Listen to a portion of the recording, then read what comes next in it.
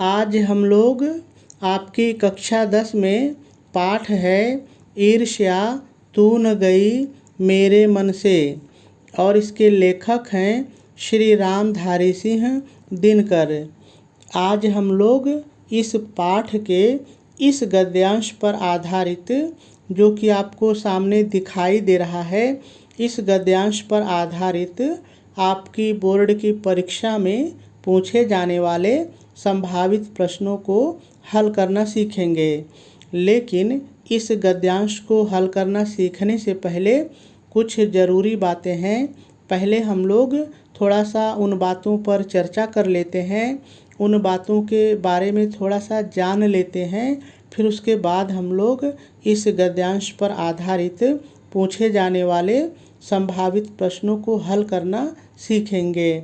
ठीक है, तो देखिए, आपको पता है कि आपके बोर्ड के पेपर में इसी तरह से दो अलग अलग पाठ से दो अलग अलग गद्यांश दिए रहेंगे और उन दोनों में से कोई एक, जो भी आपको सरल लगे, कोई एक आपको हल करना होता है। देखिए, इस तरह से गद्यांश दिए रहेंगे और गद्यांश के नीचे इस तरह से 3 प्रश्न दिए रहेंगे। देखिए, 3 ही प्रश्न रहेंगे, 3 से ज़्यादा नहीं होंगे। लेकिन आप यहाँ देख रहे होंगे कि 6 प्रश्न है, तो मैं आपको थोड़ा सा बता दूँ। देखिए, ये वाला प्रश्न और ये वाला प्रश्न तो निश्चित है कि आएगा ही आएगा। हाँ, ये वाला प्रश्न कभी कभी बदल देता है, 1% में बदलता है, 99% तो यही प्रश्न आता है। लेकिन कभी कभी 1% में इसको बदल के कह देता है कि उपर्युक्त गद्यांश के शीर्षक और लेखक का नाम लिखिए, नहीं तो यही प्रश्न आता है। और ये वाला तो निश्चित है, इसके तो बदलने की कोई गुंजाइश ही नहीं है। तो देखिए, 2 प्रश्न तो आपके निश्चित हो गए एक तरह से, लेकिन इनमें से कोई एक प्रश्न ही आएगा। तो जब हम लोग यहाँ पर सारे उत्तर जाने रहेंगे सभी प्रश्नों के, तो बोर्ड परीक्षा में इनमें से जो भी एक आएगा उसका उत्तर हम लोग आसानी से लिख लेंगे, फिर वहाँ पे परेशानी नहीं होगी।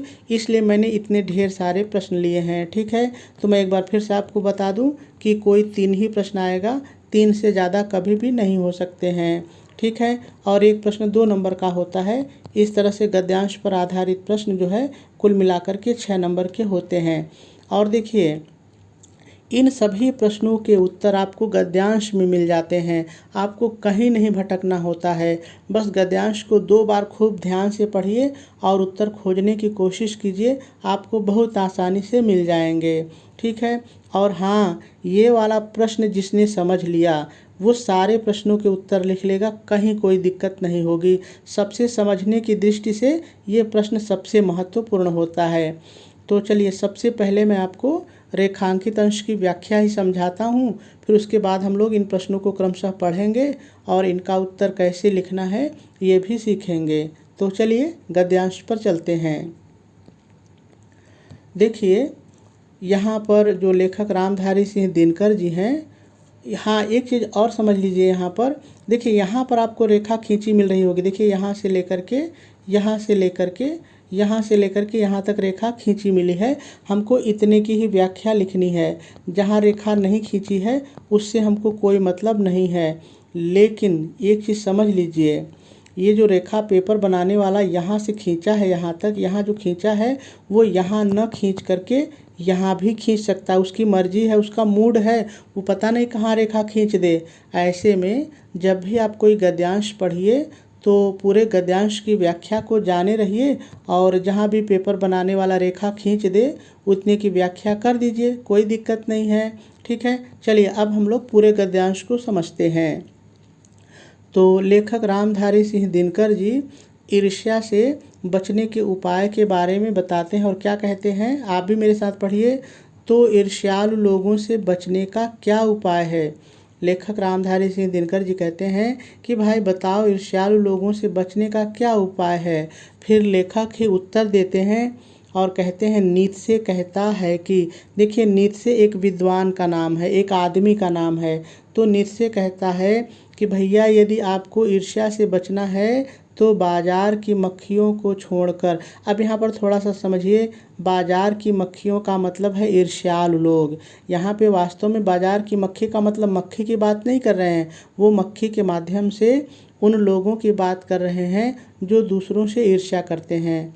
ठीक है, तो बचने के उपाय का वर्णन करते हुए कहते हैं कि बाजार की मक्खियों को छोड़कर अर्थात ईर्ष्यालु लोगों को छोड़कर एकांत की ओर भागो। जहाँ पर ये ईर्ष्यालु करने वाले लोग नहीं हो वहाँ पर चले जाओ। ठीक है, आगे कहते हैं जो कुछ भी अमर और महान है। अमर और महान का मतलब जो भी महत्वपूर्ण कार्य हैं, जो भी अच्छे कार्य हैं, उनकी रचना यानी उन कार्यों को और उनकी रचना और निर्माण, उन कार्यों का ये जो महान और अमर और महान कार्य हैं, इनकी रचना और निर्माण बाजार तथा सुयश से दूर रहकर किया जाता है। इसको आप मेरे शब्दों में समझिए ज़रा सा। लेखक कहते हैं कि यदि आपको ईर्ष्या से बचना है तो बाजार की मक्खियों को छोड़कर यानी ईर्ष्यालु लोगों को छोड़ करके एकांत की ओर चले जाओ, क्योंकि जो कुछ भी आपको अच्छा करना है, अमर और महान करना है, उसकी रचना आप बाजार में रह करके नहीं कर सकते हैं। आपको बाजार से और सुयश का मतलब होता है आपको नाम, आपको प्रसिद्धि की लालच नहीं होनी चाहिए कि मैं यहाँ रहूँगा तो मेरा नाम होगा। यदि आप कुछ करना चाहते हैं तो एकांत में भागो और बाजार और प्रसिद्धि के मोह से दूर हो जाओ। इनसे दूर रह करके ही किया जाता है। मतलब बाजार का मतलब भीड़ से, जहाँ ईर्ष्यालु लोग होते हैं उनसे हट करके और प्रसिद्धि के लालच को दूर रह करके ही ये अमर और महान कार्य किए जा सकते हैं। आगे देखिए लेखक क्या कहते हैं। अब यहाँ पे रेखांकित अंश शुरू हो रहा है। अब आगे लेखक कहते हैं जो लोग नए मूल्यों का निर्माण करने वाले हैं। यहाँ पर लेखक करें कि वो लोग, वो महान लोग जो अपना और समाज का विकास करने के लिए नए, अब यहाँ पे अपने से जोड़ दीजिए, जो अपना और समाज का विकास करने के लिए नए मूल्यों का निर्माण करने वाले हैं, ऐसे लोग बाजार में नहीं बसते। अर्थात ऐसे लोग ईर्ष्यालु लोगों के बीच में निवास नहीं करते, वे शोहरत के पास भी नहीं होते।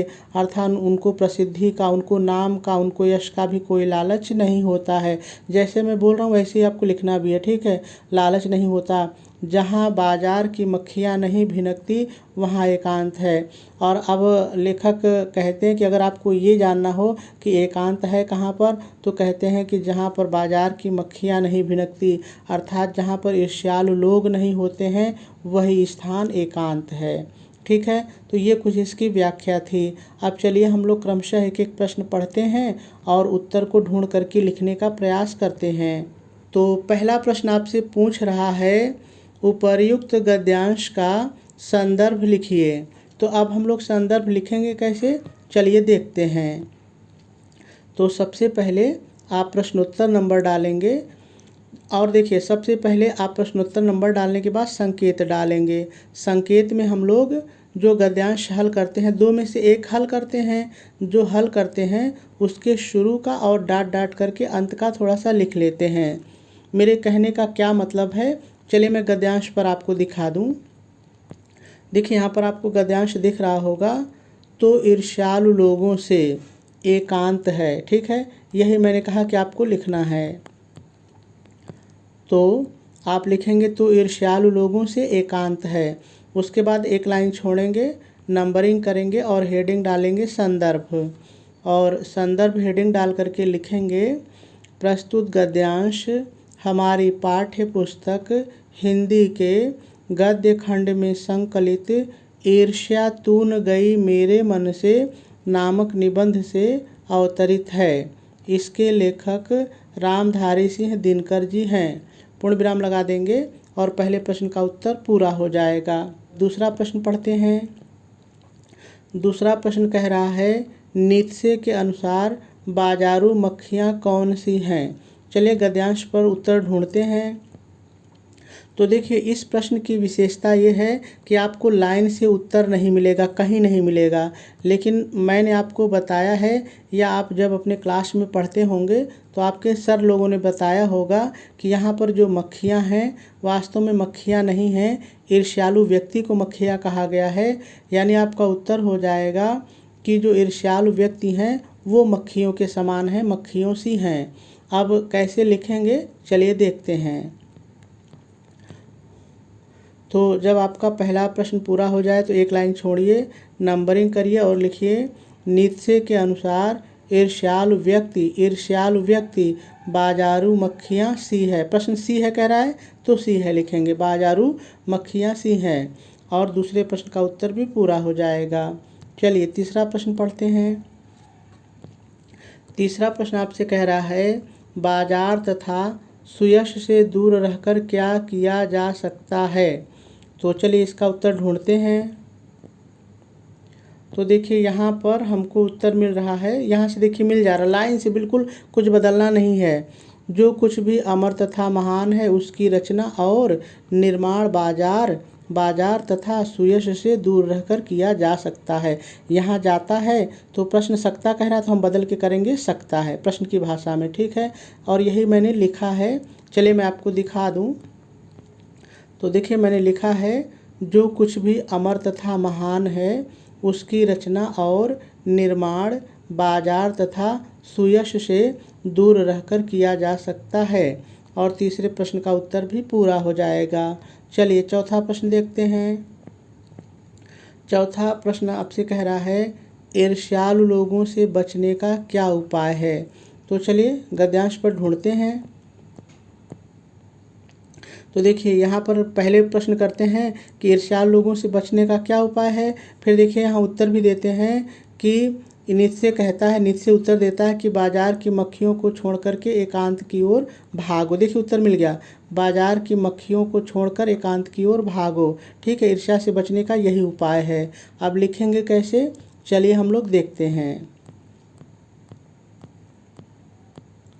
तो देखिए अब यहाँ पर मैंने लिखा है नीत्शे के अनुसार ईर्ष्यालु लोगों से बचने के लिए बाजार की मक्खियों को छोड़कर अर्थात ईर्ष्यालु लोगों को छोड़कर एकांत की ओर चले जाना चाहिए। प्रश्न कह रहा है कि क्या करना चाहिए, तो एकांत की ओर चले जाना चाहिए, और चौथे प्रश्न का उत्तर भी पूरा हो जाएगा। चलिए अगले प्रश्न पर चलते हैं। देखिए पांचवा प्रश्न कह रहा है कि लेखक के अनुसार एकांत कहाँ प्राप्त होता है। तो चलिए देखते हैं। देखिए कह रहा है कि वहाँ एकांत है, वहाँ एकांत प्राप्त होता है, इसका मतलब और पहले आए तो यहाँ से मिलेगा। देखिए जहाँ बाजार की मक्खियाँ नहीं भिनकती वहाँ एकांत होता है, ठीक है। अब लिखेंगे कैसे, तो देखिए आप लिखेंगे लेखक के अनुसार जहाँ बाजार की मक्खियाँ नहीं भिनकती अर्थात जहाँ पर ईर्ष्यालु लोग नहीं होते हैं वहाँ पर एकांत होता है, और पांचवें प्रश्न का उत्तर भी पूरा हो जाएगा। चलिए अगला प्रश्न देखते हैं। अगला प्रश्न कह रहा है रेखांकित अंश की व्याख्या कीजिए। तो चलिए रेखांकित अंश की व्याख्या करते हैं। यहाँ पर मैं एक चीज़ आपको फिर से याद करा दूँ कि कोई 3 ही प्रश्न पूछेगा, 6 प्रश्न नहीं आएंगे। लेकिन कौन से प्रश्न आएंगे, 2 के अलावा जो 4 प्रश्न हैं वो कौन से आएंगे किसी को नहीं पता है, इसलिए हम सभी का उत्तर जान रहे हैं, ठीक है। तो देखिए अब आप नंबरिंग करेंगे, हेडिंग डालेंगे रेखांकित अंश की व्याख्या, और डैश डाल करके लिखेंगे प्रस्तुत रेखांकित अंश में लेखक रामधारी सिंह दिनकर जी ईर्ष्या से बचने के उपायों का वर्णन करते हुए कहते हैं कि, देखिए इतना मैंने अपने से जोड़ा है, अब आगे लाइन की व्याख्या है। कहते हैं कि जो लोग अपना और समाज का विकास करने के लिए नवीन मूल्यों का निर्माण करना चाहते हैं वे लोग बाजारों में अर्थात ईर्ष्यालु लोगों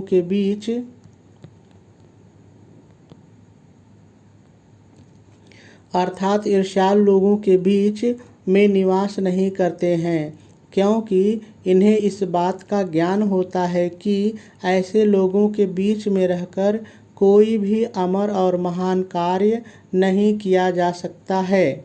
आगे लेखक कहते हैं कि, देखिए बीच बीच में आप ऐसे जोड़ सकते हैं, आगे लेखक कहते हैं कि, इससे आपका वाक्य बन जाता है आसानी से, ठीक है। तो आगे लेखक कहते हैं कि ऐसे लोग प्रसिद्धि, जिसको नाम या यश कहते हैं, प्रसिद्धि के भूखे भी नहीं होते हैं, इसलिए ये लोग एकांत में जहाँ बाजार की मक्खियाँ अर्थात ईर्ष्यालु लोग नहीं होते वहाँ पर निवास करते हैं। पूर्ण विराम लगा देंगे और इस अंतिम प्रश्न का उत्तर भी पूरा हो जाएगा।